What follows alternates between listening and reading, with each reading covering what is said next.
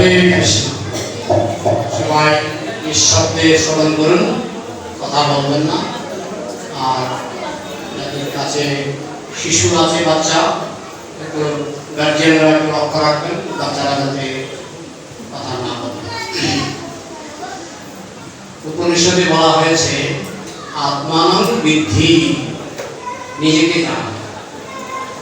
নিজেকে জেনে কি লাভ হবে? কারণ আমরা হচ্ছে ভগবানের অংশ। সমুদ্রের এক ফোঁটা জলকে জানলে, আপনি যদি সমুদ্রের এক ফোঁটা জলকে বুঝতে পারেন, তাহলে সমুদ্র সম্পর্কে আপনার কিছুটা আইডিয়া হবে। সমুদ্রের এক ফোঁটা জল নোনতা, তাহলে সমুদ্রটা কিরকম হবে? নোনতা। সোনার খনি থেকে যদি এক কণা সোনা আপনি বুঝতে পারেন সোনাটা কিরকম উজ্জ্বল, সে সম্পর্কে যদি আপনার আইডিয়া হয়, তাহলে সোনার খনিতে কিরকম সোনা আছে সেটা আপনি কিছুটা বুঝতে পারবেন। ঠিক তেমনি উপনিষদে বলা হয়েছে আত্মানং বৃদ্ধি, নিজেকে জান। নিজেকে জানলে, কারণ আমরা হচ্ছে ভগবানের কণা, কৃষ্ণ কণা, আমাদেরকে বলা হয় কৃষ্ণ কণা। আমরা যদি কণাটাকে বুঝতে পারি, তাহলে ভগবান সম্পর্কে কিছুটা আন্দাজ, কিছুটা আইডিয়া আমরা করতে পারি। তাই বলা হয়েছে আত্মানং বৃদ্ধি, আগে নিজেকে জান। আমি কিরকম? না, আমি একজন ব্যক্তি। আমি একজন ব্যক্তি। তাহলে ভগবান কিরকম? তিনি একজন ব্যক্তি। বুঝা গেল? আমার কয়টা চোখ? দুটো চোখ। তাহলে ভগবানের কয়টা চোখ হবে? দুটো চোখ। আমার কয়টা হাত? তাহলে ভগবানের কয়টা হাত হবে?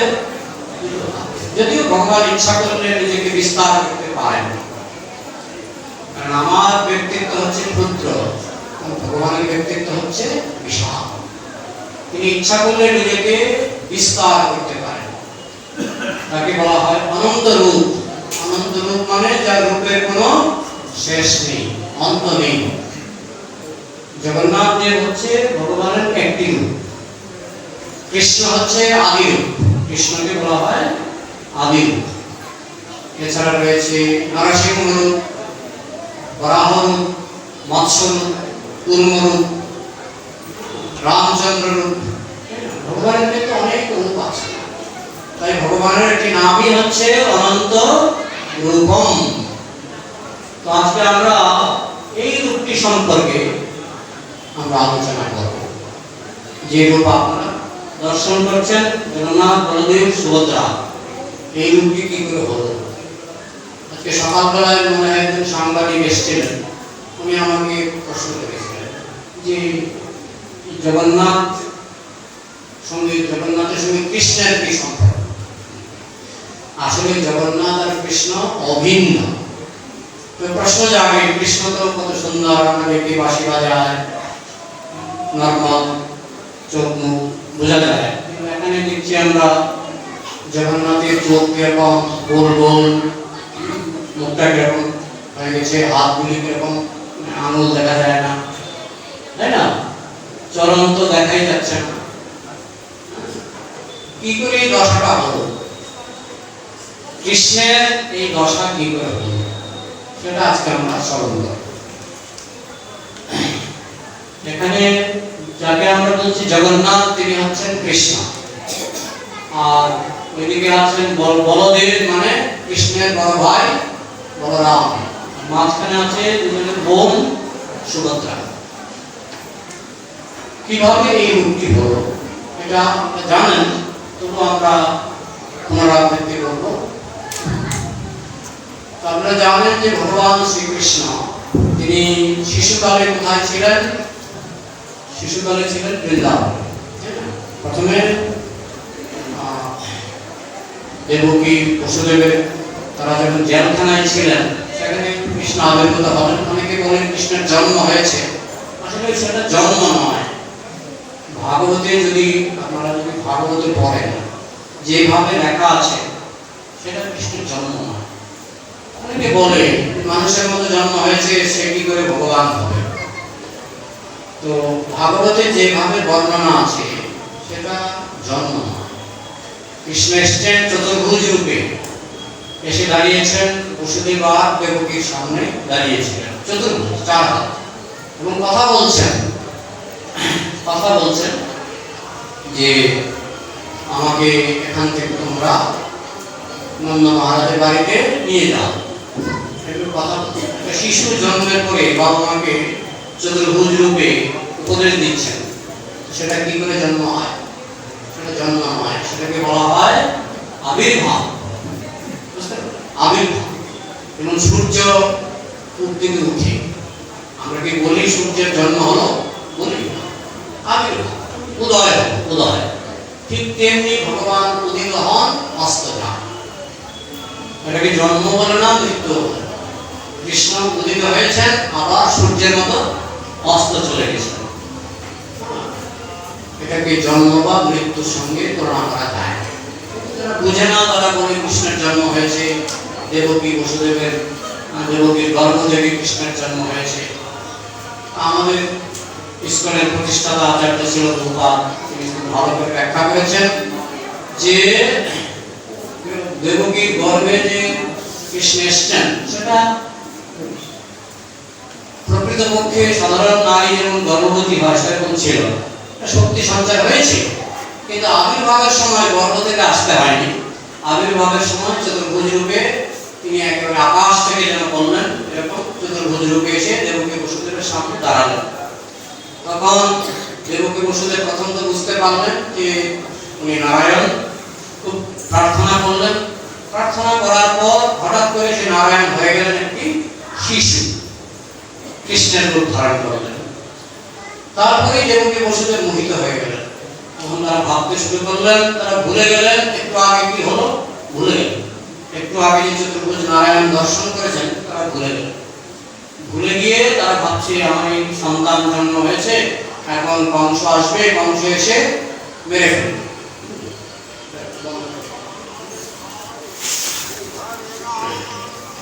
এইভাবে তখন কৃষ্ণের নির্দেশে দেখুন জেলখানার সব দরজা বন্ধ ছিল এবং সেখানে অনেক প্রহরী, অনেকগুলি গেট, কংসের যে জেলখানা অনেকগুলি গেট এবং অনেক প্রহরী।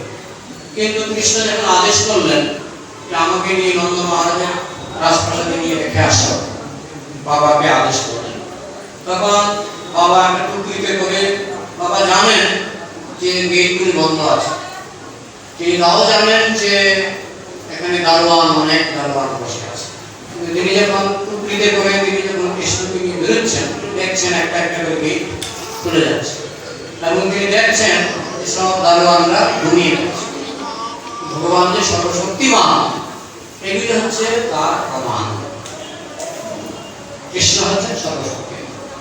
এইভাবে তিনি বৃন্দাবনে গেলেন, সেখানে তিনি নন্দ মহারাজ এবং মা যশোদার অনেক কাহিনী আছে, আমি সংক্ষেপ বলছি। সেখানে শিশুকালটা কাটালেন। শিশুকালটা কিন্তু দেবকী বসুদেব পাননি, জন্মের পরেই নন্দ মহারাজ আর যশোদা কৃষ্ণের সঙ্গে যত শৈশব লীলা সব ওইখানে বৃন্দাবনে হয়েছিল। তারপর সেখান থেকে কৃষ্ণ বড় হলেন, 15 বছর বয়সের দিকে তিনি চলে গেলেন মথুরায়। মথুরায় গিয়ে কি করলেন? কংসকে হত্যা করলেন। তারপর তিনি চলে গেলেন কোথায়? দ্বারকা। দ্বারকায় যাওয়ার পর বৃন্দাবনে যে সমস্ত গোপীরা ছিলেন যারা কৃষ্ণের শুদ্ধ ভক্ত, তারা একেবারে উন্মাদের মতো হয়ে গেলেন, পাগলের মতো হয়ে গেলেন। কারণ কৃষ্ণ হচ্ছেন প্রেমময়, ভগবান হচ্ছেন প্রেমের সাগর। তিনি যখন বৃন্দাবন থেকে চলে গেলেন, বৃন্দাবনের প্রতিটি ভক্ত পাগলের মতো হয়ে গেলেন। শুধু তাই নয়, কৃষ্ণ পাগলের মতো হয়ে গেলেন। এখন প্রশ্ন হচ্ছে, তাই যদি হয় কৃষ্ণ কেন দ্বারকা থেকে বৃন্দাবনে আবার ফিরে আসলেন না? উত্তরটা হচ্ছে প্রেমের দুটো অবস্থা, একটা হচ্ছে মিলন আর একটা হচ্ছে বিপ্রলম্ব। মিলন মানে একসঙ্গে থাকা, সেটা হচ্ছে মিলন। আর বিপ্রলম্বটা কি? দূরে থাকা। এখন আমাদের যে গৌরীয় ধারা, গৌরীয় ধারার সিদ্ধান্ত হলো বিপ্রলম্ব প্রেমটা বেশি আস্বাদনীয়, বিচ্ছেদ। কাছে থাকলে আমরা এমনিতেও আমরা যখন কাছাকাছি থাকি আমরা গুরুত্ব বুঝি না, কিন্তু যখন দূরে চলে যাই আমরা পরস্পরের গুরুত্ব বুঝতে শুরু করি। তো ভগবান চান বিপ্রলম্ব রস। বিপ্রলম্ব রস মানে বিচ্ছেদ, বিচ্ছেদের রস আস্বাদন করতে চান। তাই তিনি চলে আসলেন দ্বারকায়, তিনি আর বৃন্দাবনে ফিরে যান। যার ফলে গোপীরা তারা যতদিন পৃথিবীতে লীলা করছিলেন ততদিন তারা শুধু চোখের জল ফেলতেন, শুধু কান্না কান্না কান্না। আর কৃষ্ণ কি করতেন দ্বারকায়? তিনি যদিও 16,108 জন রাজকন্যা বিবাহ করেছিলেন এবং প্রত্যেক রাজকন্যার সঙ্গে একজন করে কৃষ্ণ, তারপরে দ্বারকাতে কয়জন কৃষ্ণ ছিল? 16,108 জন কৃষ্ণ। আমরা শুধু একদিক দেখলে হবে না, কৃষ্ণ অনেকগুলি বিয়ে করেছে, শুধু এই দিকটা দেখলে হবে না, প্রত্যেক রানীর সঙ্গে একজন করে কৃষ্ণ, এটা বড় করে দেখতে হবে। প্রত্যেক রানীর সঙ্গে একজন করে কৃষ্ণ। যারা কৃষ্ণের সমালোচনা করে কৃষ্ণ অনেক বিয়ে করেছে, অনেকে বলে কৃষ্ণ অনেক বিয়ে করেছে। আমাদের একজন ভক্ত বলেছিলেন, তাকে একটা লোক বলছিল যে কৃষ্ণ অনেক বিয়ে করেছে। তো আমাদের একজন ভক্ত বলছিলেন, আপনি যদি দুজন বিয়ে করেন, দুজন বিয়ে করে দুজন স্ত্রীর সঙ্গে দুজন স্বামী হয়ে থাকতে পারেন, তাহলে আমি আপনাকেই ফুল চন্দন দিয়ে পূজা করব। ব্যাপারটা বুঝতে পারলেন? একজন বলছে যে কৃষ্ণ অনেক বিয়ে করেছে, তো আমাদের উত্তর হলো, আপনি যদি দুজন স্ত্রীকে বিয়ে করে দুজন স্ত্রীর সঙ্গে দুজন স্বামী হয়ে একই চেহারা, একই রূপ, একই চেহারা হবে, আপনি যদি দুজনের সঙ্গে থাকতে পারেন একই সঙ্গে, তাহলে আপনাকে আমি ফুল চন্দন দিয়ে পূজা করব। এটা মানুষের পক্ষে সম্ভব, এটা একমাত্র ভগবানের পক্ষেই সম্ভব, কারণ ভগবান হচ্ছে সর্বশক্তিমান। কৃষ্ণ যখন দ্বারকায় ছিলেন তিনি এইভাবে নিজেকে 16,108 জন কৃষ্ণ রূপে বিস্তার করেছিলেন। একজনই কিন্তু বিস্তার, অসম্ভব কিছু নয় ভগবানের পক্ষে, কারণ ভগবান সর্বশক্তিমান। আমরা আজকাল কম্পিউটারের যুগে আমরা দেখি, যেমন মনে করুন ফেসবুক, আপনার কম্পিউটার খুললে ফেসবুক, আমেরিকায় গিয়ে খুলুন ফেসবুক, জাপানে গিয়ে খুলুন ফেসবুক। ফেসবুক কয়টা? একটা, কিন্তু আপনি লক্ষ লক্ষ কম্পিউটারে খুলুন লক্ষ লক্ষ ফেসবুক, কিন্তু আসলে কয়টা? সাধারণ একটা ফেসবুক যদি লক্ষ লক্ষ কম্পিউটারে লক্ষ লক্ষ ফেসবুকের মতো হতে পারে, তাহলে সর্বশক্তিমান ভগবান নিজেকে বলা হচ্ছে প্রতিটি অণু পরমাণুর ভিতরে প্রবেশ করে আছেন। ভগবান প্রতিটি অণু পরমাণুর ভিতরে প্রবেশ করে আছেন, প্রতিটি জীবের ভিতরে প্রবেশ করে আছেন। তাহলে আমি যে ফেসবুকের দৃষ্টান্ত দিলাম, ফেসবুক যেমন অসংখ্য কম্পিউটারে অসংখ্য রূপে একই রূপ, কিন্তু একটা কম্পিউটারের যোগ্যতা অনুসারে একটা হেরফের হতে পারে, কোনটা হয়তো বেশি উজ্জ্বল, কোনটা হয়তো ব্ল্যাক অ্যান্ড হোয়াইট হতে পারে। ঠিক সেরকম ভগবান একজনই, একহম বহুশ্যাম, একহম বহুশ্যাম, আমি এক কিন্তু বহু হব। কেন বহু হব? আনন্দ আস্বাদনের জন্য। একা একা আনন্দ হয় না, আনন্দের জন্য বহু হতে হয়।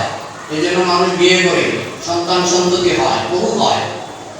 প্রথমে একা ছিল, বিয়ে করলো, বাচ্চা কাচ্চা হলো, বহু হয়ে গেল, এবার একটু আনন্দ বেশি হলো। তো ঠিক সেরকম ব্যাপারটা ভগবান থেকে এসছে, কারণ আমরা ভগবানের প্রতিবিম্ব। ভগবানের মধ্যে যা কিছু আছে আমাদের মধ্যে সেগুলি প্রতিবিম্বিত হচ্ছে। ভগবান একা থেকে যেমন আনন্দ পান না, আমরাও একা থেকে আনন্দ পাই। অনেকে বলে লোনলি ফিল করি, একা থেকে আনন্দ পায় না, বহু হতে হয়। ভগবান নিজেকে বহু রূপে বিস্তার করেছেন। এখন দ্বারকাতে তিনি ভাবে 16,108 জন কৃষ্ণ হয়ে, সত্যভামার ঘরে একজন কৃষ্ণ, রুক্মিণীর ঘরে একজন কৃষ্ণ, কালিন্দীর ঘরে একজন কৃষ্ণ, এরকম নারদমুনির ঘর দেখতে গিয়েছিলেন। গিয়ে দেখেন এক ঘরে কৃষ্ণ রুক্মিণীর সঙ্গে কথা বলছেন, আরেক ঘরে কৃষ্ণ তার ছেলের বিয়ের ব্যবস্থা করছেন, আরেক ঘরে কৃষ্ণ তিনি তার কন্যার বিবাহের ব্যবস্থা করছেন। তিনি দেখলেন বিভিন্ন ঘরে বিভিন্ন লীলা চলছে, একই লীলা নয়। 16,108টি ঘরে 16,108 রকমের লীলা চলছে। নারদ মুনি যখন বুঝতে পারলেন কি করে ভগবান এক হয়েও তিনি বিচিত্র রূপে লীলা করছে। কিন্তু তার হৃদয়টা কোথায় ছিল? দ্বারকা ছিল ঐশ্বর্য প্রধান, অনেক বড় বড় বিল্ডিং, খুব সুন্দর বিল্ডিং। বলা হচ্ছে সিঁড়িগুলি ছিল হাতির দাঁতে নির্মিত, দেওয়ালগুলি ছিল মণিমুক্তা খচিত, মানে অপূর্ব 16,108টি রাজপ্রাসাদ। কিন্তু তার অন্তরটা সেখানে ছিল না, তার মনটা কোথায় পড়েছিল? শৈশবের গোপীদের সঙ্গে তার যে অমল প্রেম, জাগতিক প্রেমের সঙ্গে তুলনীয় নয়, সেই তার হৃদয়টা সবসময় সেখানে। কৃষ্ণ যখন ঘুমাতেন রাত্রিবেলা, ঘুম মানে তার ঘুম মানে জীবনেরটা, তিনি প্রলাপ করতেন। ঘুমের মধ্যে তিনি বিভিন্ন নাম ধরে ডাকতেন। ঘুমের মধ্যে বলতেন রাধে, ঘুমের মধ্যে ললিতা ডাকতেন। তো পাশে শুয়ে থাকতেন রুক্মিণী, সত্যভামা, 16,108 জন রানী। অন্য মহিলার নাম শুনছি, যাদের নাম শুনছি এরা আমাদের দ্বারকাতে কেউ থাকে না। ব্যাপারটাকে ঘুমের মধ্যে স্বপ্ন দেখছে, ব্যাপারটা বিশেষ করে পত্নীর কৌতূহল জানি, তাই না? কিন্তু কৃষ্ণের ব্যক্তিত্ব এত গম্ভীর এবং এত মহান ব্যক্তিত্ব যে রানীদের সাহস হচ্ছিল না জিজ্ঞেস করা কিন্তু যে ঘুমের মধ্যে রাধে বলে ডাকো, ললিতা বলে ডাকো, বিশাখা বলে ডাকো, কারা? এই প্রশ্নটুকু করার সাহস তাদের হচ্ছিল না। যাই হোক, তখন দ্বারকাতে বসবাস করতেন রোহিণী দেবী, বলরামের মা রোহিণী দেবী দ্বারকায় বসবাস করছিলেন। কৃষ্ণ যখন দ্বারকায় ছিলেন তখন রোহিণী দ্বারকায় ছিলেন। তখন তারা কৃষ্ণের 16,108 জন রানী তারা ঠিক করলেন যে রোহিণী দেবী তো সব দেখেছেন, কারণ রোহিণী দেবী আগে কোথায় ছিলেন? বৃন্দাবন। রোহিণী দেবী সব জানেন, তাহলে আমরা কাজ করি, আমরা রোহিণী দেবীকে বলি যে কৃষ্ণ যাদের নাম বলছে, রোহিণী বলছে আমি চিনি, রাধাকেও চিনি, ললিতাকেও চিনি, বিশাখাকেও চিনি, সবাইকে আমি চিনি, এবং তাদের সঙ্গে কৃষ্ণের যে প্রেমময় সম্পর্ক সেটা আমি জানি। কিন্তু এইসব কথা যদি আমি বলি, কৃষ্ণ শুনলে পাগল হয়ে যাবে। আমি কৃষ্ণের সামনে বলতে পারবো না যে ঠিক আছে চলো আমরা একটা নির্জন একটা স্থানে যাই। বিশেষ করে কৃষ্ণ যখন দুপুরবেলায় সভাকক্ষে চলে যায় মিটিং করার জন্য, কৃষ্ণের একটা সভা ছিল, দ্বারকার রাজকার্য দেখাশোনা করতেন, তার একটা সভা ছিল সুধর্ম সভা। দুপুরবেলায় কৃষ্ণ বলরাম সুধর্ম সভায় চলে যেতেন। যখন কৃষ্ণ সুধর্ম সভায় চলে যাবে তখন আমরা একটা হল ঘরে বসে আমরা তোমার কাছ থেকে বৃন্দাবনের লীলা শ্রবণ করি, যে সমস্ত নাম কৃষ্ণ স্বপ্নে বলে সেই সমস্ত গোপীদের কথা আমরা শ্রবণ করতে চাই। তখন রোহিণী বললেন যে ঠিক আছে, কিন্তু একটা ভয় আছে। ভয়টা কি? নাহং তিষ্ঠামি বৈকুণ্ঠে যোগিনাম হৃদয়ে পিচ মদ্ভক্ত যত্র গায়ন্তি তত্র তিষ্ঠামি নারদ। হে নারদ, আমি বৈকুণ্ঠে থাকি না, গোলকেও থাকি না, তাহলে থাকি কোথায়? হে নারদ, আমি কোথায় থাকি? না, কোথায় থাকি? যেখানে আমার ভক্তরা আমার গুণগান করে আমি সেখানে থাকি। সেটা শিমুল হলে শিমুল। যেখানে আমার ভক্তরা আমার গুণগান করে আমি সেখানে থাকি। আমি বৃন্দাবনে থাকি না, গোলকে থাকি। যেখানে আমার ভক্তরা গুণগান করে আমার গুণগান করে আমি সেখানে থাকি। রোহিণী মাতা সেটা জানতেন, তাই রোহিণী মাতা বললেন কৃষ্ণ চলে আসবে। যখন আমি বৃন্দাবন লীলা বলতে শুরু করব, কৃষ্ণ কিন্তু ওই সুধর্ম সভা ভঙ্গ করে সেখানে তিনি আর থাকবেন, চলে আসবেন। তাহলে উপায় হলো যে গেটে গেটে বসাতে হবে সিকিউরিটি গার্ড। কৃষ্ণ আসলে যেন কাশি দেয়। কে বসবে? সুভদ্রা ছিল। সুভদ্রা রোহিণী মাতা বলতো তুমি এখানে গেটে বসো। যখনই দেখবে কৃষ্ণ বলরাম আসছে, সঙ্গে সঙ্গে একটা ইঙ্গিত দেবে। তখন আমরা কাহিনী কারণ ওই কাহিনী শুনলে কৃষ্ণ পাগল হয়ে যাবে। তখন সুভদ্রা তো গাড়োয়ানের মতো গিয়ে বসলেন। তখন দ্বারকা 16,108 জন রানী তারা রোহিণী মাতাকে ঘিরে বসলেন। রোহিণী মাতা কাহিনী কি বলবেন? ও শুরু করতে না করতে কান্না শুরু করে দিয়েছে। কারণ বৃন্দাবনের অত্যন্ত করুণ লীলা, বৃন্দাবনের লীলা মহাপ্রভু সবসময় শ্রবণ করতেন এবং অত্যন্ত করুণ হৃদয় বিদারক লীলা। কিছু কিছু ভাগবত বর্ণনা আছে, গোপীগীত বর্ণনা, খুব সুন্দর বর্ণনা আছে তাদের কি অবস্থা হয়েছিল গোপীদের কৃষ্ণ ছাড়া, কৃষ্ণ বিরহে। তো যখন রোহিণী মাতা এখানে কান্না শুরু করলেন, রানীরাও কান্না শুরু করলেন। 16,108 জন রানী একসঙ্গে কান্না করছেন, রোহিণী মাতা কান্না করছেন। আর সেটা সুভদ্রা গেইটে বসে পাহারাদার, উনিও কান্নার দ্বারা প্রভাবিত হয়ে গেছেন, সুভদ্রা কান্নার দ্বারা প্রভাবিত হয়ে গেছে। তো রোহিণী মাতা 2-4 অক্ষর বলে আবার কাঁদে, 2-4 অক্ষর বলে আবার কাঁদে।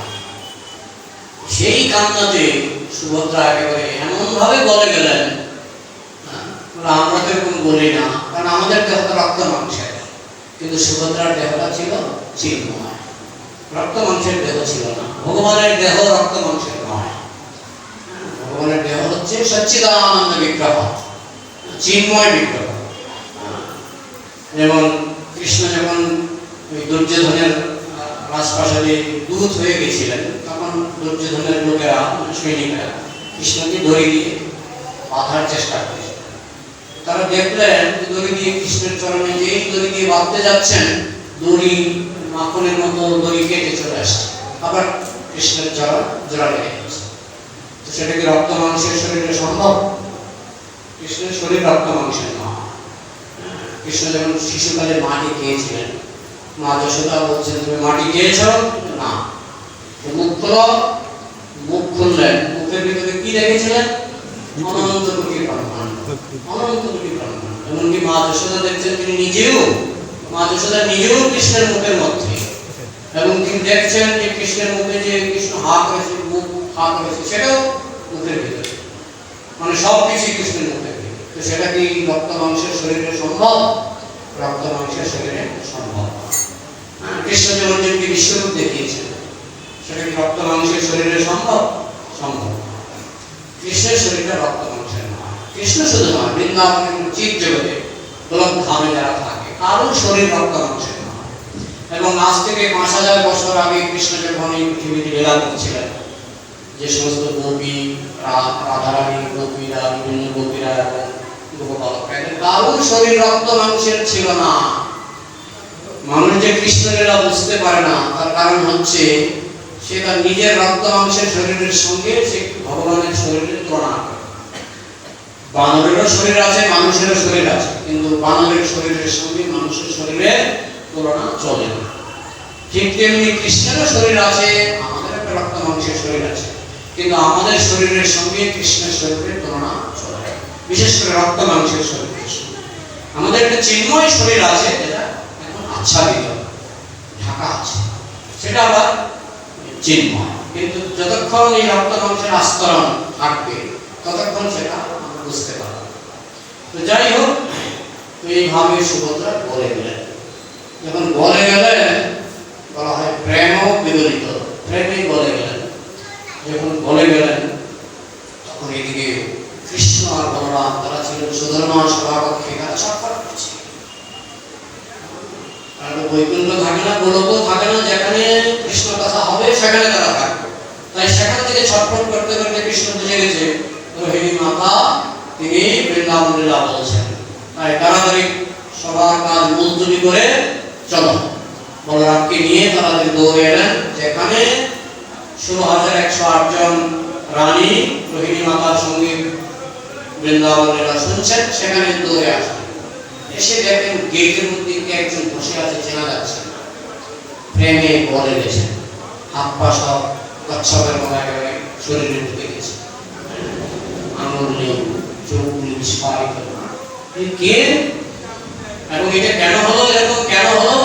কাছে আসতে বুঝতে মনে হচ্ছে সুভদ্রা, এবং এটা হওয়ার কারণ হচ্ছে ভেতরে বৃন্দাবন লীলা রোহিণী মাতা বলছেন, এবং সেই করুণ রসে এমন ভাবে প্রভাবিত হয়ে গেছেন সুভদ্রা যে তার সে বসেছিল একটা পাহারা দেওয়ার জন্য, তার নিজেরই চেতনা নেই। এইভাবে যখন কৃষ্ণ বুঝতে পারলেন, সেই করুণ রস তারও হৃদয়ে যখন উদ্বেলিত হলো, তখন কৃষ্ণ নিজেও এই রূপে বলে প্রেম বিগলিত রূপ জগন্নাথ বসে গেলেন সুভদ্রার বাম পাশে, আর বলরাম বসে গেলেন ডান পাশে, বসে সবাই একেবারে ঘরে গেলেন। এইদিকে হঠাৎ তাদের খেয়াল হলো, যেহেতু সুভদ্রা ঠিকমতো পাহারা দিচ্ছে, গিয়ে দেখে তিন মূর্তি জগন্নাথ বলদেব সব বলে একেবারে সুরগুল পড়ে গেল। এখন কি উপায় হবে? যে অবস্থা দেখছি তো ডাক্তার বইতে ঠিক করতে পারবে না, কি উপায়? সেই সময় নারদ মুনি সেখানে উপস্থিত। নারদ মুনি দেখো স্তম্ভিত হয়ে গেলেন, এই বাবা কি অবস্থা, নাক মুখ চোখ কিছুই দেখা যাচ্ছে না। অনেকক্ষণ অপেক্ষা করার পর আস্তে আস্তে আস্তে আস্তে তাদের আবার নর্মাল, কৃষ্ণ আবার কৃষ্ণের মতো হলেন, বলরাম আবার বলরামের মতো হলেন, সুভদ্রা আবার সুভদ্রার মতো হলেন। তখন নারদ মুনি বললেন, প্রভু আপনার অনেক রূপ আমি দর্শন করেছি, কিন্তু এইরকম অদ্ভুত রূপ আমি দর্শন করিনি, এবং জড়জগতে এই রূপের প্রচার হয়নি। তখন কৃষ্ণ বলেছিলেন যে আমি আগামী সত্যযুগে মহারাজেন্দ্রদম্ন, তিনি উড়িষ্যার রাজা হবেন, আমি তখন এই রূপটি আমি জগতে প্রকাশ করব। এই রূপটি কিভাবে জগতে প্রকাশিত হলো সেটা আরেকটা কাহিনী, মহারাজেন্দ্রদম্নের কাহিনী। প্রথম আমি এখন যে এটা বললাম প্রথম প্রকাশ, জগন্নাথ বলদেব সুভদ্রার যে বর্তমান রূপটি তার প্রথম প্রকাশ, এটাকে বলা হয় প্রেম বিগলিত রূপ। এবং এটা হচ্ছে মদমত্ত। কিসের মদ? প্রেমের মদ। মদ খেলে, আমি যখন কলেজের ছাত্র ছিলাম, আমি একটা সিনেমা দেখেছিলাম, একটা ধনী লোক তিনি রাত্রিবেলায় মদ খেতেন। মদ খেয়ে তার টাকার বস্তাটা নিয়ে রাস্তায় এসে দাঁড়িয়ে বলতেন, এই কার টাকা লাগবে, আসতো। অনেকে দৌড়ে আসতো, টাকা দিয়ে দিন। যেই মদের নেশা কেটে যেত, মানে মদের নেশা যতক্ষণ থাকতো ততক্ষণ খুব উদার, লোকে টাকা দিত। কোটি কোটি টাকার মালিক, রাস্তা নিয়ে যেত, মদের নেশা থাকা গেলে টাকা দিয়ে দিত। তো জগন্নাথের এই যে রূপটি, এটা হচ্ছে নেশাগ্রস্ত রূপ, নেশাগ্রস্ত রূপ, বুঝেছেন? প্রেমের নেশা।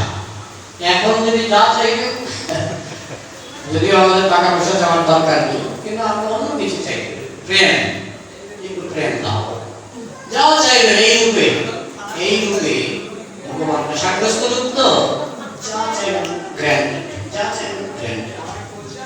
এই জন্য বুদ্ধিজীবী মানুষের পক্ষে এই রূপটি খুব অনুকূল। এই যে জগন্নাথের বড় বড় চোখ, দেখুন ভগবানের বিভিন্ন রূপ। আপনারা বালাজি দর্শন করেছেন? বালাজি সাউথ ইন্ডিয়াতে বালাজি দেখবেন চোখ বাঁধা, কাপড় দিয়ে চোখ বাঁধা।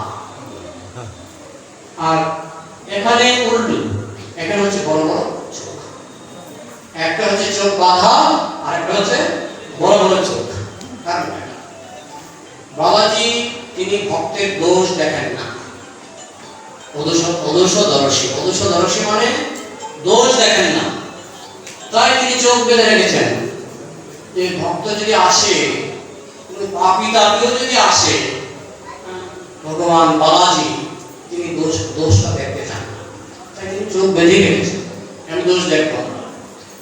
আর জগন্নাথ তিনি বড় বড় চোখ করে কি দোষ দেখেন না, তিনি বড় বড় চোখ করে ভক্তের গুণ দেখেন। একজন ভক্ত যদি এসে একবার প্রণাম করে, জগন্নাথ বড় বড় চোখে দেখে প্রণাম করেছে, খুব ভালো ভক্ত, তো খুব ভালো। জগন্নাথ চোখ বড় করেছেন ভক্তের কি দেখার জন্য? গুণ দেখার জন্য। গুণ না থাকলে গুণ খুঁজে বের করবেন, এটা হচ্ছে জগন্নাথ। আর বালাজি চোখ বেঁধে রেখেছেন ভক্তের দোষ আমি দেখতে চাই না। দুটো রূপের দুটো বৈশিষ্ট্য। এই জন্য এই যে জগন্নাথের রূপ সবচেয়ে করুণাময় রূপ। দেখবেন সব কিছুতেই উপবাস আছে। কৃষ্ণের জন্মাষ্টমী উপবাস, চৈতন্য মহাপ্রভুর জন্মদিন উপবাস, তাই না?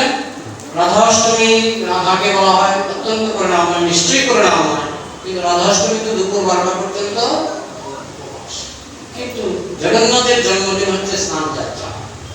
স্নান যাত্রাতে উপবাস করেছেন কেউ? করেননি এবং জগন্নাথ করতে দেবে না। স্নান যাত্রা জগন্নাথের জন্মদিন, জগন্নাথ উপবাস করতে দেন না। রথযাত্রা কেউ উপবাস করছেন? রথযাত্রাটা ভোজ, 56 ভোগ, তাই না? তো জগন্নাথই হচ্ছে ভগবানের একমাত্র রূপ যেখানে উপবাসের কোনো স্থান নেই। কারণ ভগবান জানেন যে কলিযুগের মানুষ উপবাস সহ্য করতে পারে না, তাই তিনি জগন্নাথ রূপে এসেছেন শুধু 56 ভোগ দিয়ে। 56 ভোগ খাও, যত পারো খাও, খেয়ে আমার ভজনা করো। জগন্নাথ এত করুণাময়। এই জন্য এই জগন্নাথের রূপ, ভগবানের যে প্রেম, তার দুটো প্রান্ত আছে, দুটো প্রান্ত। যেমন প্রেমের জন্য যেমন দুজন ব্যক্তি দরকার হয়, ঠিক তেমনি ভগবানের সেই দুজন ব্যক্তি, একজন হচ্ছে রাধা আর একজন হচ্ছে কৃষ্ণ। রাধাকে না কৃষ্ণেরই শক্তি, যেমন সূর্যের কিরণ তার শক্তি, সূর্যের কিরণ তার শক্তি, সূর্যের শক্তি, ঠিক তেমনি রাধা হচ্ছে কৃষ্ণেরই শক্তি। আর গোপীদের বলা হয় অনুরাধা, মানে রাধা থেকে বিস্তার। রাসনাথের সময় একজন কৃষ্ণ আর একজন রাধা। আবার যখন কৃষ্ণ দুজন হলেন, এদিকে রাধা কয়জন হয়ে দুজন হয়ে গেলেন, মানে গোপী হয়ে গেলেন। আবার রাধা থেকে 3 জন গোপী, কৃষ্ণ হয়ে গেলেন 3 জন। এদিকে কৃষ্ণ বাড়ছে, এদিকে রাধা বাড়ছে। কৃষ্ণ হয়ে গেলেন লক্ষ লক্ষ, রাধা হয়ে গেলেন লক্ষ লক্ষ। একহম বহুশ্যাম, আমি এক আছি, বহু হব। বহু না হলে আনন্দ আস্বাদন হবে না। আনন্দময় ভাষা, ভগবান হচ্ছেন আনন্দময়। আনন্দ আস্বাদন করবার জন্য তিনি এইভাবে নিজেকে বহুরূপে বিস্তার করেছেন। এই যে প্রেম, একদিকে রাধা আর একদিকে কৃষ্ণ, এটি হচ্ছে প্রেমের দুই প্রান্ত। রাধা প্রেমের শেষ প্রান্ত হচ্ছেন জগন্নাথ, রাধা প্রেমের শেষ প্রান্ত জগন্নাথ। আর কৃষ্ণ প্রেমের শেষ প্রান্ত বলুন? কৃষ্ণ প্রেমের শেষ প্রান্ত চৈতন্য মহাপ্রভু। কৃষ্ণ প্রেমের শেষ মাথা, এই জন্য যেটা আছে না, কয়টা মাথা? দুইটা মাথা। ঠিক তেমনি প্রেমের দুটো মাথা, দুটো প্রান্ত। এক প্রান্তে হচ্ছে রাধা প্রেমের শেষ সীমা, আর এক প্রান্তে হচ্ছে কৃষ্ণ প্রেমের শেষ সীমা। তো কৃষ্ণ প্রেমের শেষ সীমা কোথায়? চৈতন্য মহাপ্রভু। আর রাধা প্রেমের শেষ সীমা, শেষ প্রান্ত জগন্নাথ। রাধা প্রেম বলে দিয়েছেন, কার প্রেমে বলেছেন? রাধা প্রেমে বলেছেন। গোপী মানে অনুরাধা, আর প্রধান হচ্ছে রাধা। রাধা প্রেমে বলে গেছে। আর চৈতন্য মহাপ্রভু তিনিও মাঝে মাঝে বলে যেতেন। রামায়ণে গেলে দেখবেন মহাপ্রভুর দেহ একেবারে পাথরের মধ্যে বনে বসে গেছে। মহাপ্রভু মাঝে মাঝে বলে যেতেন। যাই হোক, মহাপ্রভু হচ্ছে কৃষ্ণ প্রেমের শেষ প্রান্ত, আর জগন্নাথ হচ্ছেন রাধা প্রেমের শেষ প্রান্ত। এখন এই দুই প্রান্ত কোথায় মিলিত হয়েছিল? এই দুই প্রান্ত কোথায় মিলিত হয়েছিল? উড়িষ্যা। মহাপ্রভু যখন সাউথ ইন্ডিয়াতে থাকতে পারতেন, বৃন্দাবনেও থাকতে পারতেন, মহাপ্রভু যে কোনো জায়গায় থাকতে পারতেন, কিন্তু তিনি পুরীকে কেন বেছে নিয়েছিলেন? কারণ মহাপ্রভু জানেন আমি হচ্ছি কৃষ্ণ প্রেমের শেষ প্রান্ত, আর জগন্নাথ হচ্ছেন রাধা প্রেমের শেষ প্রান্ত। দুটো প্রান্ত একসঙ্গে হলে পরে আনন্দ আস্বাদনটা বেশি হবে। তাই মহাপ্রভু চলে গেলেন পুরীতে, উড়িষ্যা, পুরী। প্রতিদিন তিনি জগন্নাথকে দর্শন করতেন। তিনি কৃষ্ণ প্রেমে বিগলিত হয়ে জগন্নাথকে দর্শন করতেন, আর জগন্নাথ রাধা প্রেমে বিগলিত হয়ে মহাপ্রভুকে দর্শন করতেন। এই হচ্ছে জগন্নাথ পুরীর রহস্য, কেন তারা সেখানে ছিল। তো আমাদের সৌভাগ্য যে আমরা এই বঙ্গদেশে খুব মায়াপুরের খুব কাছে এই মহাপ্রভু আবির্ভূত হয়েছেন। কৃষ্ণ প্রেমের শেষ প্রান্ত আবির্ভূত হয়েছেন মায়াপুরী নবদ্বীপে মায়াপুরে, আর রাধা প্রেমের শেষ প্রান্ত জগন্নাথ পুরীতে। আমাদের খুব একটা দূরে নয়, কাছে। আমরা ভাগ্যবান, আমরা এই কলিযুগে এই দুই প্রেমের যে শেষ প্রান্ত, একজনকে বলা হয় ডান্সিং গড, আরেকজনকে বলা হয় ইটিং গড। ডান্সিং গডকে মহাপ্রভু, নাচবেন নাচবেন, যত পারেন নাচবেন, মৃদঙ্গ কীর্তনের সঙ্গে সঙ্গে কীর্তন করে নাচতে হবে। নাচলে তো খিদে লাগবে, খিদে লাগলে ছাপ্পান্ন বুঝেছেন? এই হচ্ছে কলিযুগের মানুষের উদ্ধারের উপায়। আগের দিনে মানুষ হিমালয় নিয়ে তপস্যা করত, হাজার হাজার বছর তপস্যা করেও ভগবানকে পেত না, কিন্তু কলিযুগের মানুষ নেচে গেয়ে প্রসাদ পেয়ে ভগবানকে পাবে। তবে তার মানে এই নয় যে আমরা পাপে লিপ্ত হয়ে ভগবানকে চাইব না। ভগবানের কাছে আসলে অটোমেটিক্যালি আপনার পাপের ইচ্ছা দূর হয়ে যাবে। ভগবানের নাম গুণগান করলে পাপের ইচ্ছা থাকবে।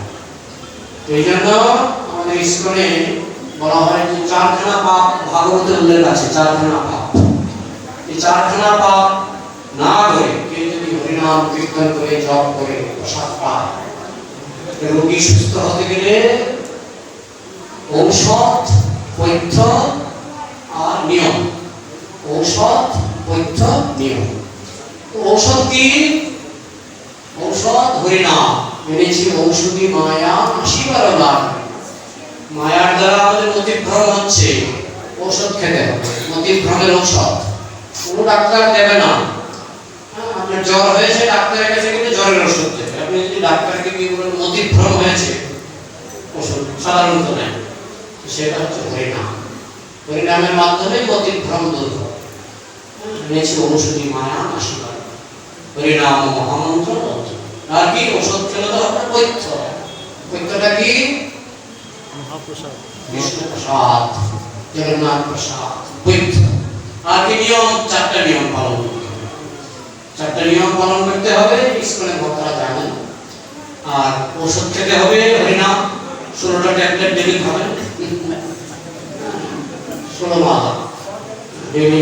ডাক্তারকে বলে দেয় এতটা ট্যাবলেট খেতে হবে, তো ডেলি 16 মালা। আর কি?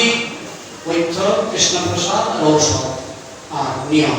এই তিনটা জিনিস যদি ঠিকঠাক আপনারা পালন করতে পারেন, কলিযুগের মানুষ অনায়াসে ধামে চলে যাবে।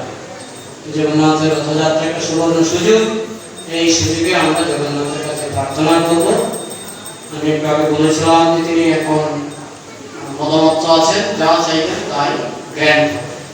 তো কিছুক্ষণ আমরা প্রশ্ন উত্তর করতে পারি নাকি? প্রশ্ন করুন। আগামীকাল থেকে শুরু হবে কুন্তি দেবীর শিক্ষা। বিকালবেলায় বোধহয় প্রহ্লাদ মহারাজের শিক্ষা।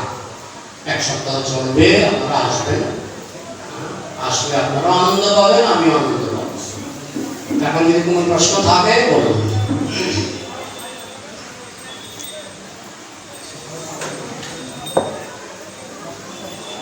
প্রশ্ন করুন যে সামনে।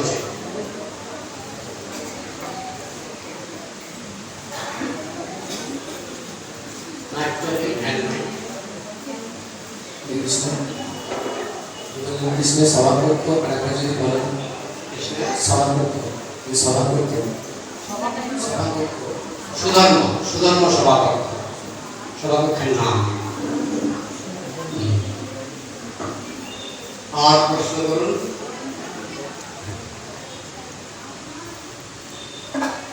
কৃষ্ণ জগন্নাথ বলরাম সুভদ্রামণি রূপটা তো বললেন, সুদর্শন যে জগন্নাথের পাশে থাকে, এই সুদর্শনটা কোথা থেকে? সুদর্শন তো কৃষ্ণের চক্র। কৃষ্ণ যেখানে সুদর্শন সেখানে। সুদর্শনটা কৃষ্ণেরই চক্র। যদি তিনি মাঝে মধ্যে মানে কারো লগ্নিদের বা বিভিন্ন দিয়েছিলেন, ওনারা ফিরে ফিরে ওনার হাতে এসছে। সুদর্শন ঘুরে ঘুরে ওনার হাতেই এসছে, এটা ওনারই চক্র।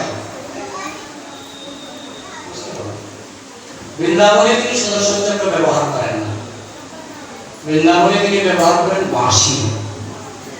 আর অন্যান্য জায়গায় তিনি সুদর্শন চক্র ব্যবহার করেন। অসুর নিধান পরিত্রাণায় সাধনাং বিনাশাশ্চ দুষ্কৃতা, তিনি সুদর্শন দিয়ে দুষ্কৃতিকারী, যেমন শিশুপাল দুষ্কৃতিকারীদের তিনি সুদর্শন দিয়ে বধ করেন, আর ভক্তদের বাঁশি শোনান। এখানে সুদর্শনের দরকার নেই, কিন্তু জগন্নাথ তিনি যেহেতু দ্বারকালীলা সেখানে সুদর্শন ছিল, বৃন্দাবন লীলা সুদর্শন নেই।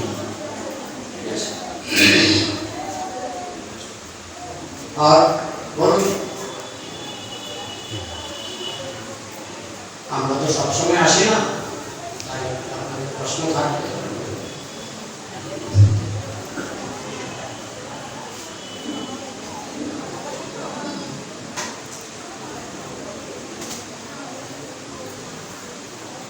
রথের 7টা দিন সব ব্যবহার করুন, কারণ এখানে আমরা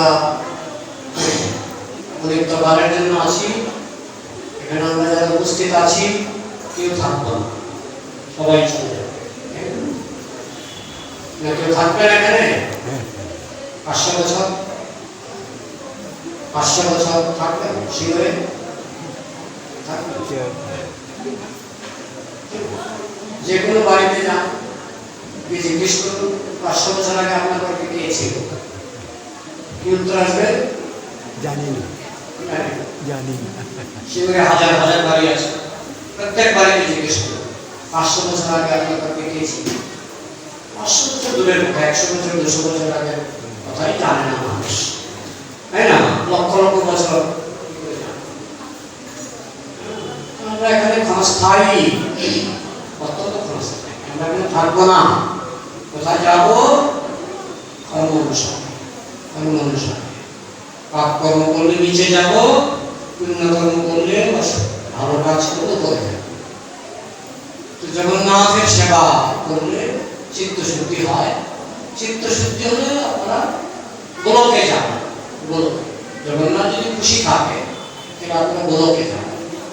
রথযাত্রা উপলক্ষে আমরা চিত্তশুদ্ধির সুযোগ পাই। হরিকথা শ্রবণ করে, হরিনাম কীর্তন করে, জগন্নাথের প্রসাদ গ্রহণ করে আমরা নিজের চিত্তকে পবিত্র করার সুযোগ পাই। বিশেষ করে কলিযুগে পাপের যে ম্যাগনেট, পাপের যে চুম্বক অত্যন্ত প্রবল। টেলিভিশন বলুন, মোবাইল বলুন, কম্পিউটার বলুন, ইন্টারনেট বলুন, এগুলি মানুষকে চুম্বকের মতো পাপের পথে নিয়ে যাচ্ছে। Open secret. সেই চুম্বক থেকে যদি নিজেকে বাঁচাতে চান,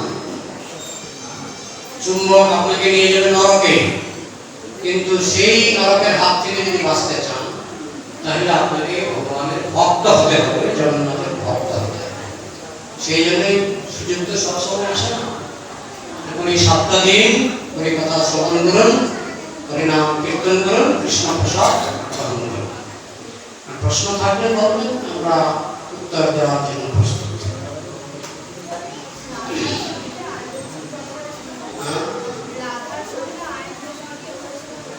রাধার সঙ্গে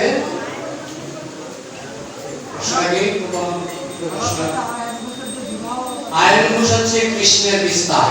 আয়ন ঘোষকে কৃষ্ণ, আয়ন ঘোষকে কৃষ্ণ, কৃষ্ণ নিজেকে আয়ন ঘোষ রূপে বিস্তার করেছেন। কেন? প্রেম বর্ধনের জন্য, প্রেম বর্ধনের জন্য। ভগবান সব পারেন, কিন্তু আমরা কি করি? আমাদের আঙ্গিকে বিচার করি। শুকর খাচ্ছে ড্রেনের জল, আর আমরা খাচ্ছি এখন বিসলারি। তো শুকর বিসলারি বোতলের দিকে তাকিয়ে তাকিয়ে ভাবছে ও জল খায়, ওকে জল খায়, তাই না? কিন্তু আমি খাচ্ছি কি? বিসলারি, আর শুকর খাচ্ছে ড্রেনের জল। কিন্তু সে ভাবছে আমার ড্রেনের জল আর বিসলারি সেম, কিন্তু সেম কি? সেম নয়। তো আয়ান ঘোষ শুনে আমরা ভাবছি ও পরপুরুষ পরস্ত্রী, এই চিন্তাটা আমাদের মাথায় আসে। কিন্তু আমরা বুঝতে পারি না যে আয়ান ঘোষ হচ্ছে, বর্ণনা আছে শাস্ত্রে, আয়ান ঘোষ হচ্ছে কৃষ্ণেরই একটি রূপ, কৃষ্ণেরই একটি বিস্তার। কিন্তু কৃষ্ণ তাকে ভাবনা দিয়েছে পরপুরুষ ভাবনা। কেন না? কৃষ্ণ চিন্ময় রস আস্বাদন করার জন্য সেই খেলাটা খেলেছে। এই জন্য তো বলা হয় লীলা। লীলা আমাদের মধ্যে যে প্রবণতাগুলি কৃষ্ণ থেকে এসেছে। আমরা তো কৃষ্ণের প্রতিবিম্ব, আমরা কৃষ্ণের কণা। আমরা রেগে যাই কারণ কৃষ্ণের মধ্যে রাগ আছে। নারী পুরুষের যে আকর্ষণ এটা কৃষ্ণের মধ্যে আছে, নাহলে আমাদের মধ্যে থাকতো না। কৃষ্ণের মধ্যে আছে। ড্রেনের জল আর মিশনারি জল, ড্রেনের জলের মধ্যে জল আছে, কৃষ্ণের মধ্যে যেগুলি আছে সেগুলি আমাদের মধ্যে আছে, কিন্তু আমাদের হচ্ছে ড্রেনের জল আর কৃষ্ণ হচ্ছেন ডিস্ট্রিক্ট ওয়াটার। বুঝেছেন? কারণ কৃষ্ণের লীলাগুলি যখন আমরা শুনি তখন আমরা মনে হয় ড্রেনের জলের মধ্যে। কারণ এখন দেখছি পরপুরুষ পর স্ত্রী দেখতে পাচ্ছি, কিন্তু এরা যে সব কৃষ্ণেরই শক্তির বিস্তার। রাধা হচ্ছে কৃষ্ণের প্রেম শক্তি, এবং রাধা থেকে সমস্ত রাধা মানে গোপী, রাধা থেকে বিস্তৃত হয়েছে রাধার বিস্তার। এবং রাধা সবই কৃষ্ণ শক্তি, কিন্তু লীলা হচ্ছে পরপুরুষ পর স্ত্রী, এরকম লীলা হচ্ছে। কিন্তু সেখানে সেটা নির্মল, যেরকম মিশনারি জল আর ড্রেনের জল, এক জায়গায় নির্মল, এক জায়গায় মলিন, দূষিত, বিষাক্ত। জলজগতে যেটা হচ্ছে একটু বিষাক্ত, ড্রেনের জল। দেখতে মনে হচ্ছে কৃষ্ণ করলে লীলা, মানুষ করলে কিলা। কিলা বলেন তো? কিলায় মানুষ যদি কৃষ্ণের মতো করে কিলায় ধরে তাকে কিলায় পুলিশের কাছে দিয়ে, তাই না? তো কৃষ্ণকে দেয় না পুলিশের কাছে, কারণ দেখা যাচ্ছে কৃষ্ণ বস্ত্র হরণ করেছেন, কৃষ্ণের পূজা হচ্ছে, বস্ত্র হারি, গান হচ্ছে, গোপী যেন বস্ত্র হারি, গান হচ্ছে। মন্দিরে দাঁড়িয়ে গেলে আমরা গান করছি, তুমি গোপীদের বস্ত্র হরণ করেছো, সেটা আমরা কীর্তন করে কট্টাল বাজি কোন বাজি মানুষকে শোনাচ্ছি। কিন্তু মানুষ যদি এটা করে তাকে জেলে যাবে, তাকে পুলিশ ধরবে। কারণ মানুষ করলে সেটা হবে ড্রেনের জল, আর কৃষ্ণের ক্ষেত্রে সেটা হচ্ছে একেবারে নির্মল ডিস্ট্রিক্ট ওয়াটার। কৃষ্ণের ক্ষেত্রে সেটা নির্মল, মানুষের ক্ষেত্রে সেটা নির্মল নয়। এই জন্য কৃষ্ণের লীলা আমরা অনুকরণ করতে পারি না, সেগুলি শুনলে হৃদয় পবিত্র হয়। যদি কৃষ্ণের সঙ্গে গোপীদের যে প্রেম, সেটা শুনলে মানুষের কাম বাসনা দূরে চলে যায়। কিরকম নির্মল, বুঝাতে পারো? আর কোন প্রশ্ন?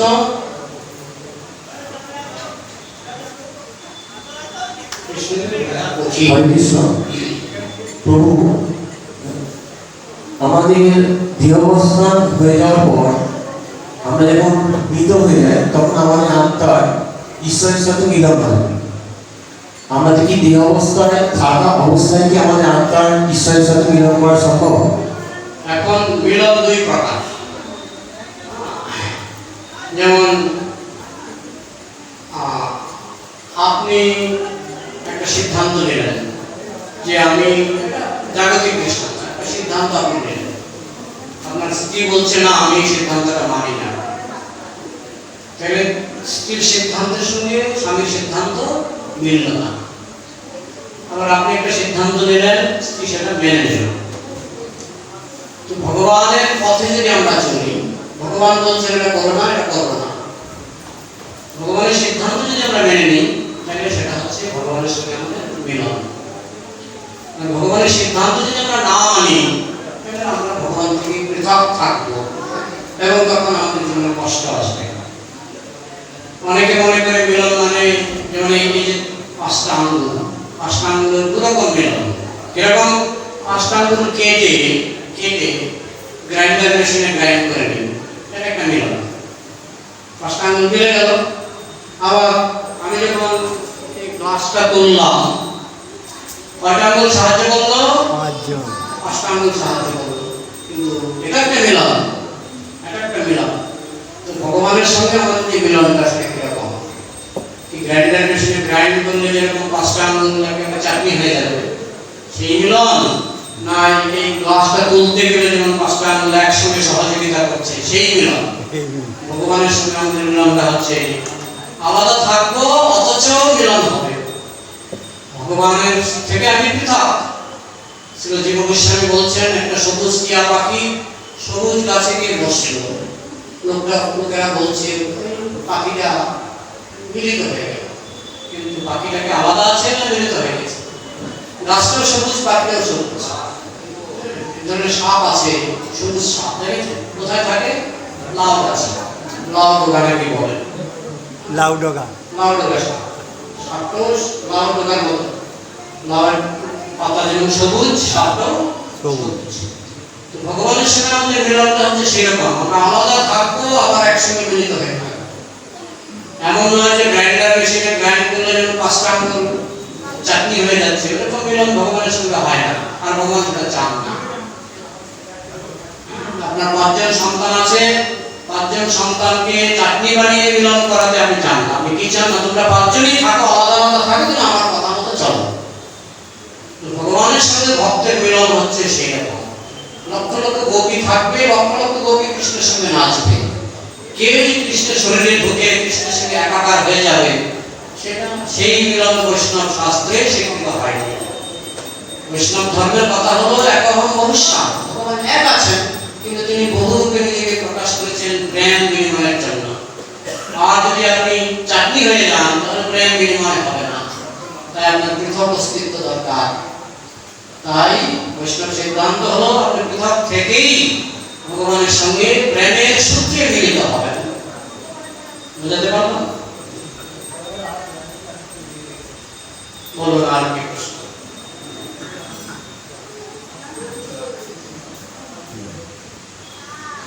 কোনো সময় হলে বলবেন। সময় থাকলে প্রশ্ন করুন, প্রশ্ন করুন। হাত ধরুন, প্রশ্ন থাকলে হবে।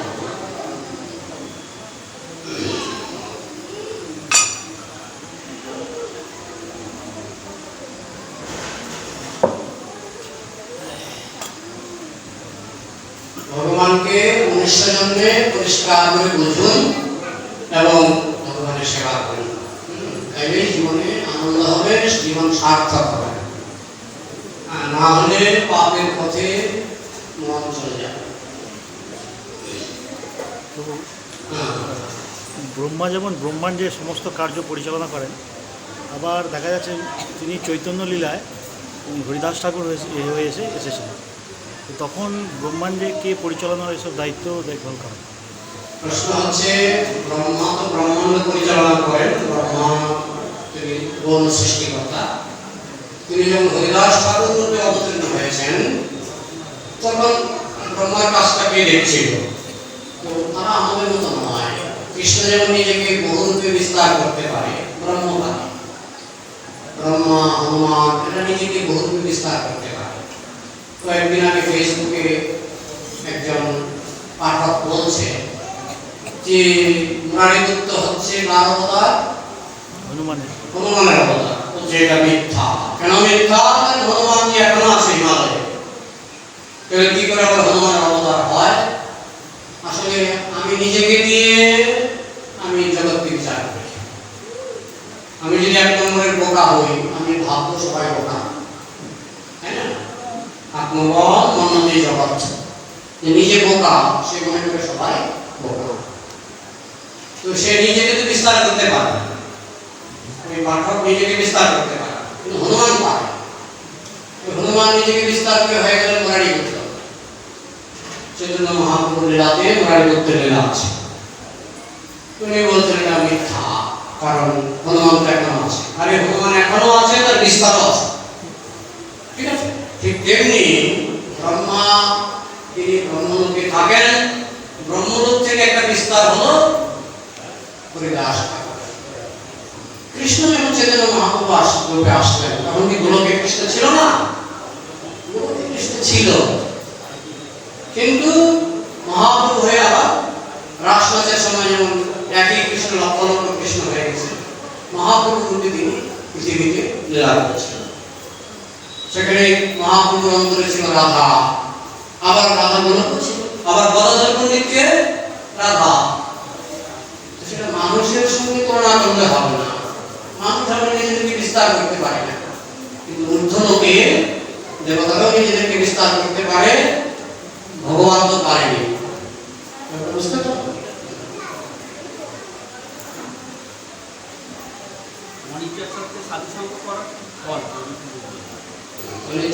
সাধু সঙ্গ সর্বশাস্ত্রে কয়, নবমাত্র সাধু সঙ্গে সর্বসিদ্ধি হয়।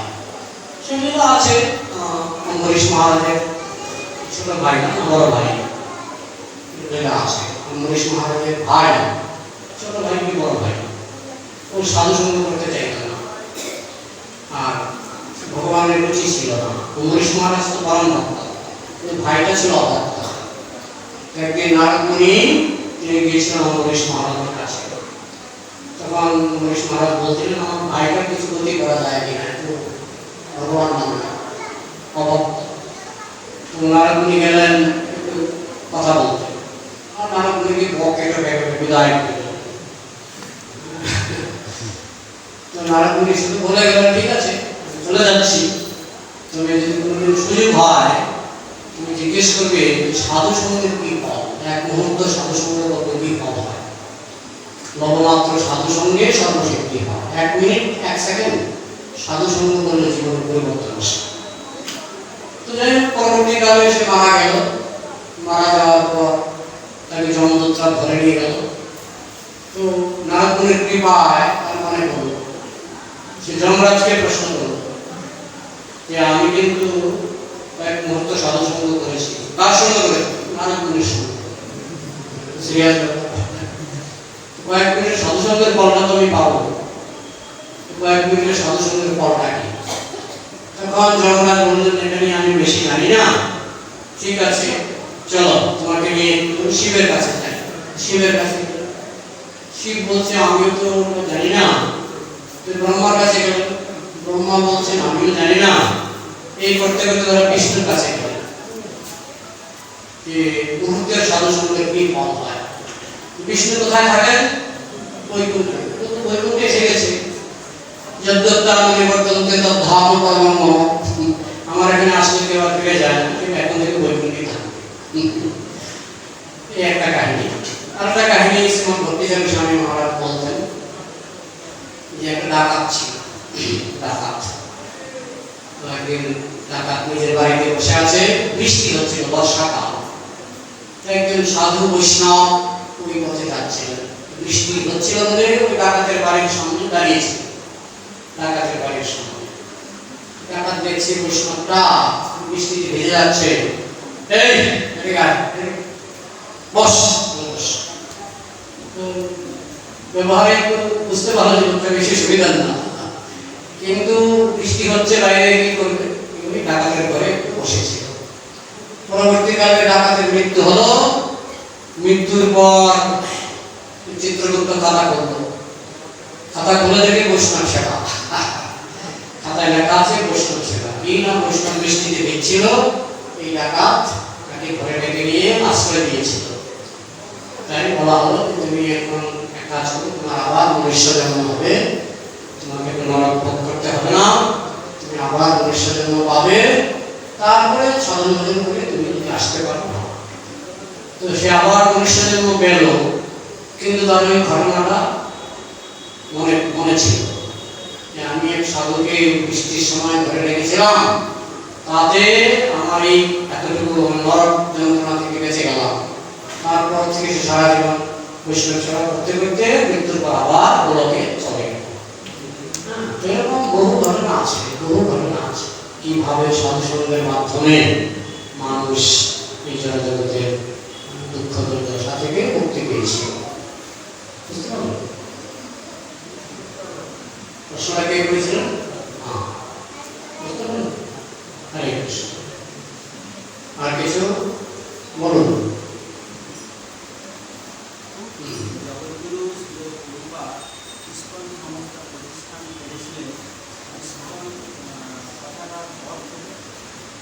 International Society for Krishna Consciousness, আন্তর্জাতিক কৃষ্ণ ভাবনামৃত সংস্থা। জয় জগন্নাথ সরকার মহারানী।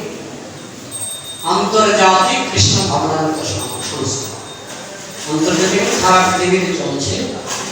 ইসকন এখন সারা পৃথিবীর সব দেশে আছে, সব দেশে এখন বৈষ্ণব আছে। আমাদের মায়াপুরে অনেক মুসলমান তারা বৈষ্ণব হয়ে গেছে। তিলকদার এই প্রতিমা দেখে চিনতে পারবেন। সারা পৃথিবীতে মানুষ বৈষ্ণব হচ্ছে। ইসকনের বেশিরভাগ ভক্ত হচ্ছে খ্রিস্টান ছিল, আগে ছিল খ্রিস্টান, বৈষ্ণব। চীন, জাপান, জার্মান সব দেশে ইসকনের ভক্ত আছে। মহাপ্রভু বলে গেছিলেন, পৃথিবীতে আছে যত গ্রাম সর্বত্র প্রচার হয়ে মোর নাম। মহাপ্রভু বলে গেছিলেন, পৃথিবীর সমস্ত গ্রামে, সমস্ত নগরে, সমস্ত শহরে আমার নাম প্রচার হবে। সেটা হয়েছে, মহাপ্রভুর নামও প্রচার হয়েছে, কৃষ্ণ নামও প্রচার হয়েছে। ভগবানের কথা কত মিথ্যা হয় না, আমরা চোখে দেখতে পাচ্ছি। মায়াপুরে দেখবেন 120টা দেশের লোক থাকে মায়াপুরে, সবসময় 120টা দেশের লোক মায়াপুরে থাকে। মহাপ্রভু বলে গেছেন 500 বছর আগে, পৃথিবীতে আছে যখন আমার আপনি গ্রাম, ভগবানের কথা কি মিথ্যা হয়? সর্বত্র প্রচার হয়ে মোর নাম। আরো হচ্ছে, আরো বাড়ছে। 10,000 বছরে সারা পৃথিবীতে প্রধান ধর্ম হবে বৈষ্ণব ধর্ম। আগামী 10,000 বছরে, তার মধ্যে 500 বছর চলে গেছে। ঠিক আছে।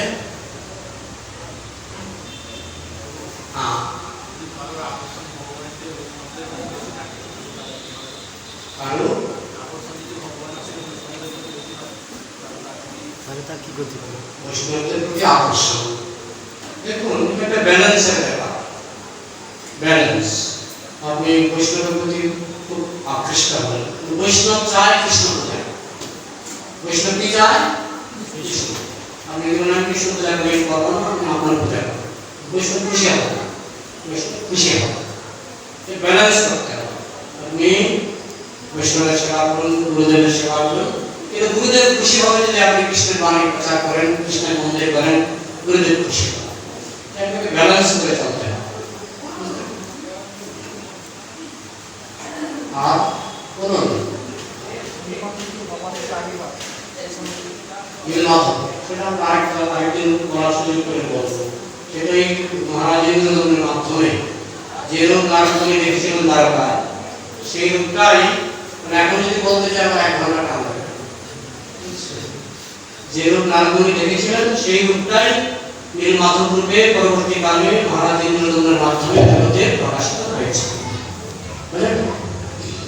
এটা বড় কাহিনী আছে, বিশাল বড় কাহিনী।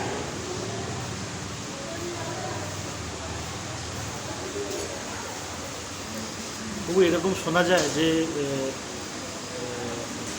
পুরী জগন্নাথ মন্দির আগেও বিস্তৃত ছিল, আগেও ছিল।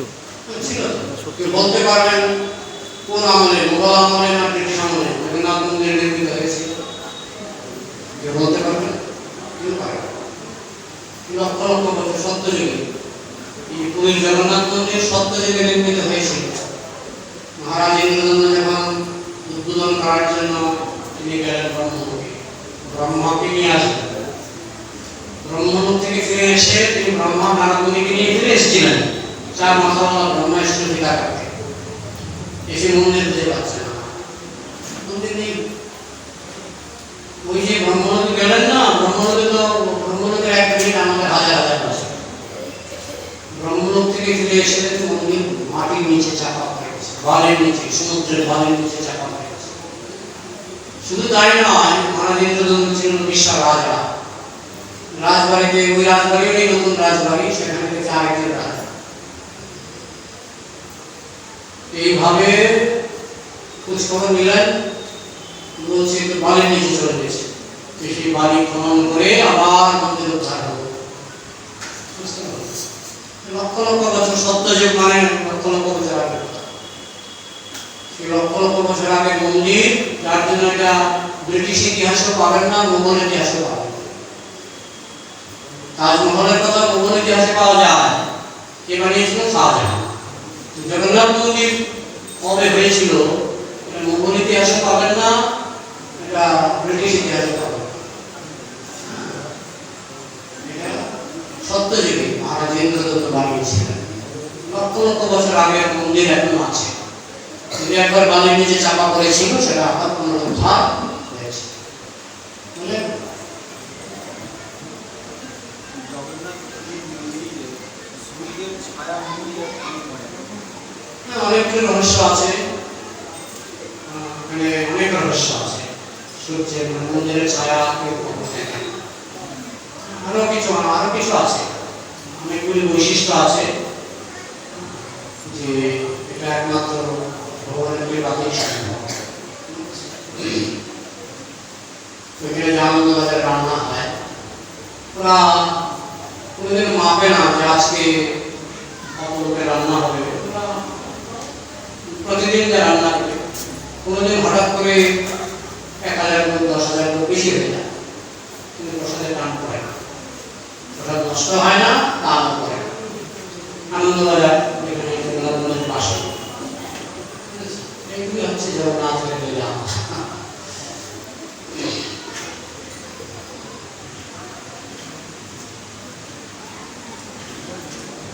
আপনারা সবাই মায়াপুর যান তো?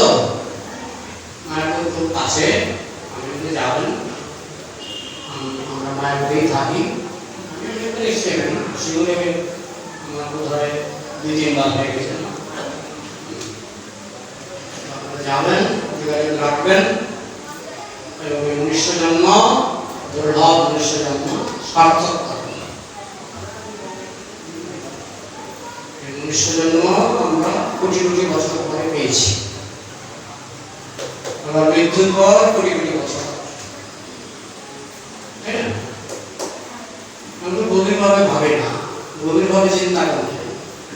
মৃত্যু হবে, তারপরে কোটি কোটি বছর আর শিউরের সঙ্গে কোনো সম্পর্ক নেই। আমি এখন শিউরে আছি, মায়াপুর যাবো, আবার হয়তো শিউরে আসবো। মৃত্যু হলে আবার কোটি কোটি বছর, অনন্ত কোটি বছর শিউরের সঙ্গে আর কোনো সম্বন্ধ থাকবে না, পৃথিবীর সঙ্গে কোনো সম্বন্ধ থাকবে না। কর্ম অনুসারে কোথাও চলে যাবে। ভবিষ্যতে পরে রয়েছে কোটি কোটি বছর, পেছনে রয়েছে কোটি কোটি বছরের ইতিহাস, মাঝখানে বিদ্যুৎ ঝলকানির মতো আমাদের এই মনুষ্য জীবন। এটাকে আমরা পার্মানেন্ট মনে করে চলছি, এটাকে মোহ, এটাকে মোহ। পার্মানেন্ট নয়, একটা বিদ্যুৎ ঝলকানি, বিদ্যুৎ ঝলকানি, বুঝতে পারছি আমাদের যে মনে হচ্ছে এটাই পার্মানেন্ট। মৃত্যুর একদিন আগে মনে হয় পার্মানেন্ট।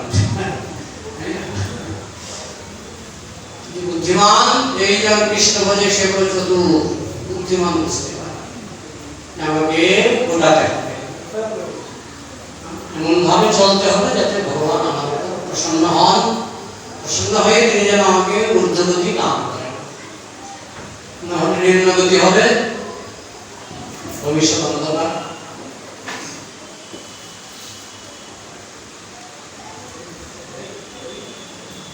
আপনাদের যদি প্রশ্ন না থাকে এখানে সমাপ্ত করি। জয় শ্রী শ্রী জগন্নাথ বলদেব সুভদ্রা মহারানী কি জয়। জগন্নাথ বলদেব সুভদ্রা রথযাত্রা মহামহোৎসব কি জয়। সমবেত বৈষ্ণব ভক্তবৃন্দ কি জয়। নিতাই গৌর প্রেমানন্দে।